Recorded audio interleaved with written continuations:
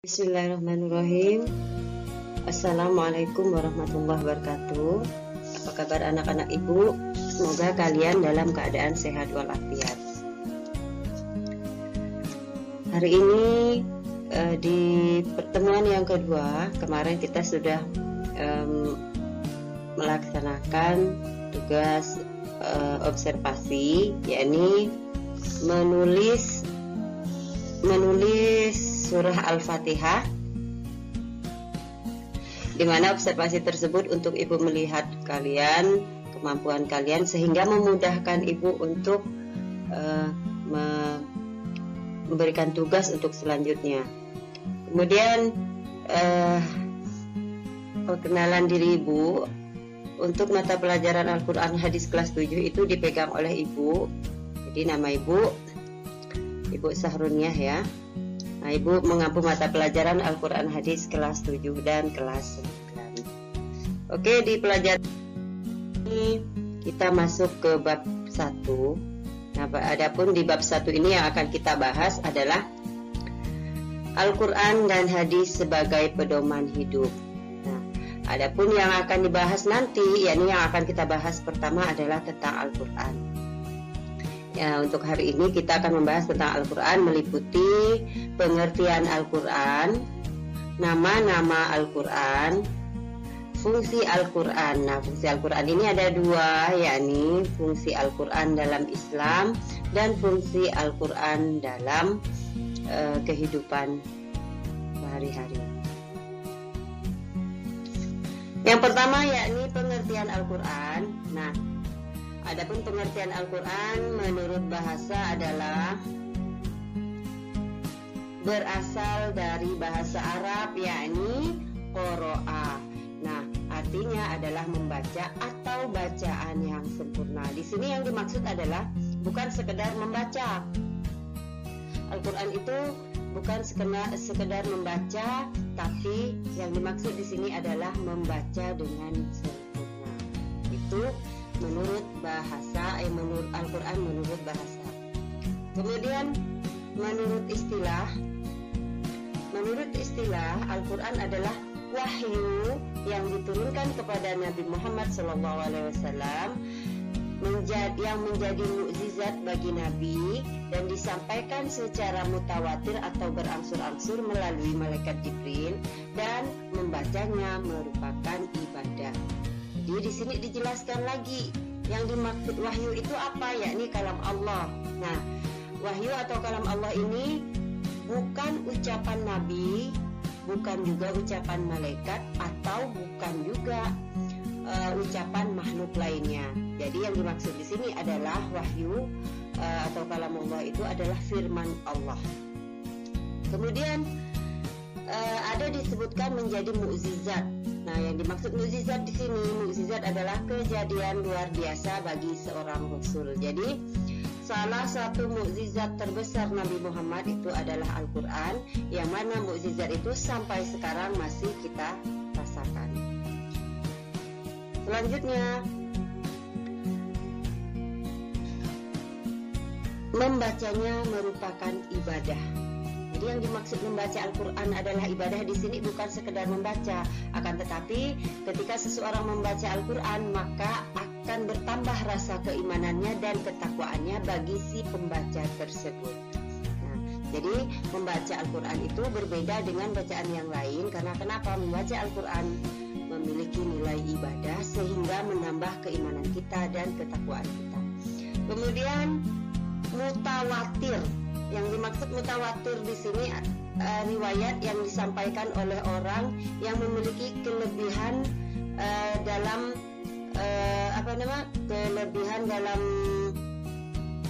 kualifikasi, karena dia memiliki akhlak yang baik dan memiliki hafalan yang baik, serta dia tidak pernah berbohong.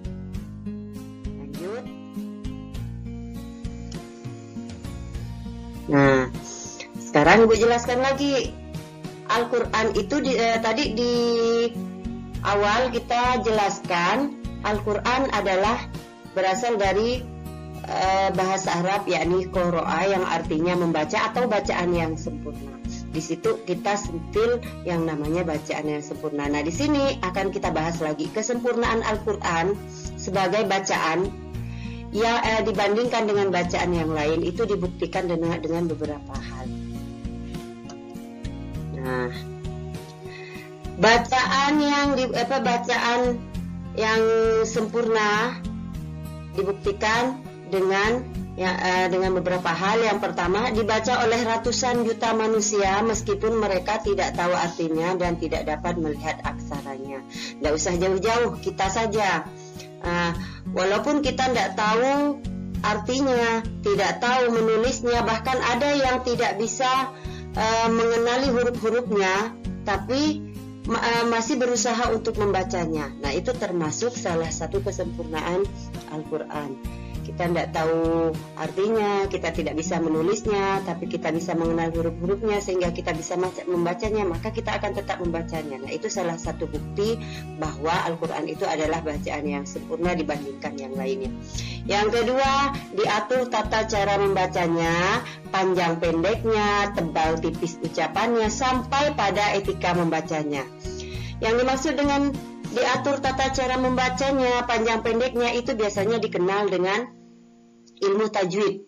Nah, dalam ilmu tajwid itu ada tata cara pengucapan, ada tata cara panjang pendeknya, hukum-hukum yang bertemu dengan ini.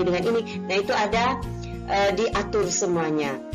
Begitu juga dalam etika membaca. Ketika kita membaca Al-Quran, kita dianjurkan untuk menutup aurat.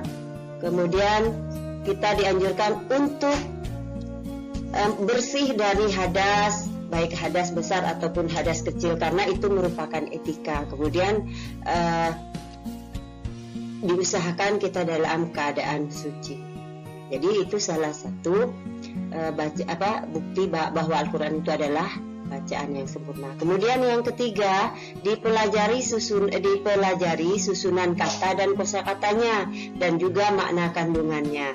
Jadi poin yang ketiga ini bisa disebut dengan ilmu tafsir, karena di ilmu tafsir itu dipelajari tentang kosakata, kemudian makna kandungannya. Nah, itu namanya ilmu tafsir.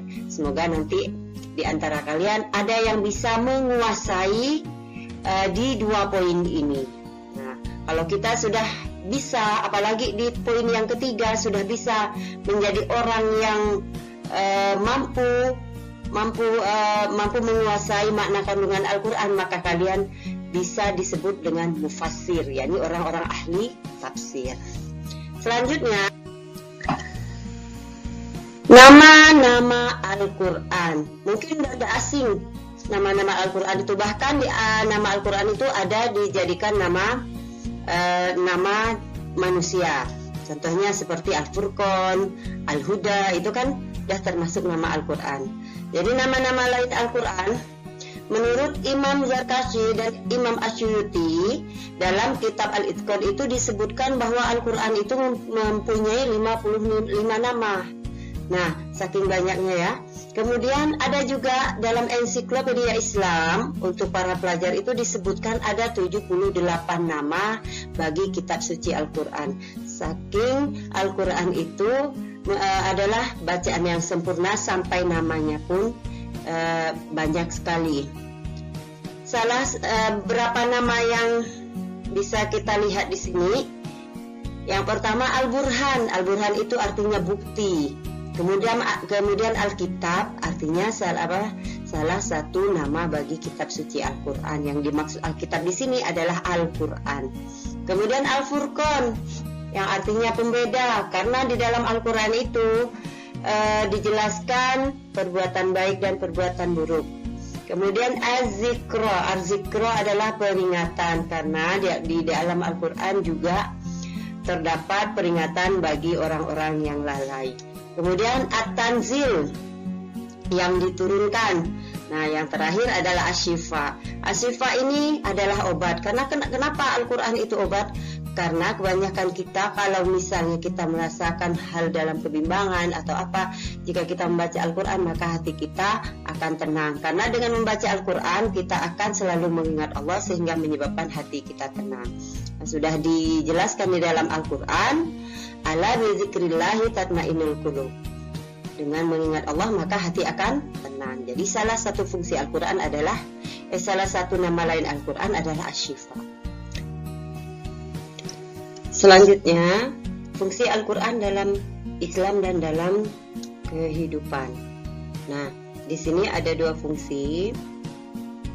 Yang pertama, fungsi Al-Quran secara umum, itu Al-Quran sebagai sumber ajaran hukum Islam yang utama. Jadi dalam hukum Islam ada apa? Hukum Islam itu ada dua. Yang pertama, sumber hukum Islam ada dua. Yang pertama adalah Al-Quran dan yang ketiga adalah hadis. Nah, nanti akan dijelaskan lagi sumber hukum Islam yang utama. Nah, dalam Islam itu selain Al-Quran dan hadis ada juga ijma. Apa itu ijma? Ijma adalah kesepakatan para ulama. Nah, yang keempat, sumber hukum Islam yang mendukung Al-Quran dan hadis adalah qiyas. Qiyas ini mengukur hukum Islam yang tidak ada pada zaman dahulu akan tetapi terjadi pada zaman sekarang, itu biasanya ada dikiaskan dengan sesuatu yang hampir menyamai seperti itu namanya qiyas. Kemudian yang kedua, sebagai konfirmasi dan informasi terhadap hal-hal yang tidak dapat diketahui oleh akal. Ada kejadian, bahkan ada hal-hal yang di luar akal manusia, terjadi di luar akal manusia. Seperti hal kepercayaan kita kepada Allah. Nah, tentang rukun iman.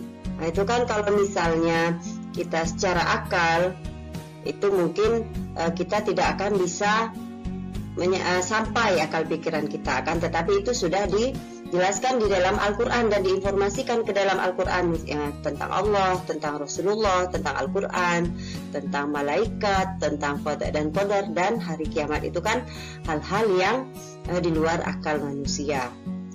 Nah, ini dijelaskan di dalam Al-Quran semua.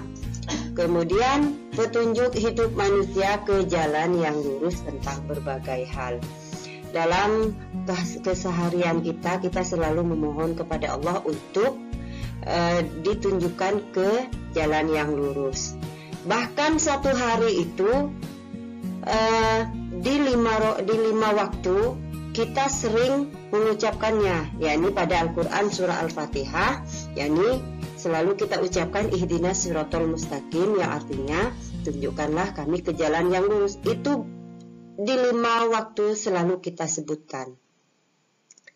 Kemudian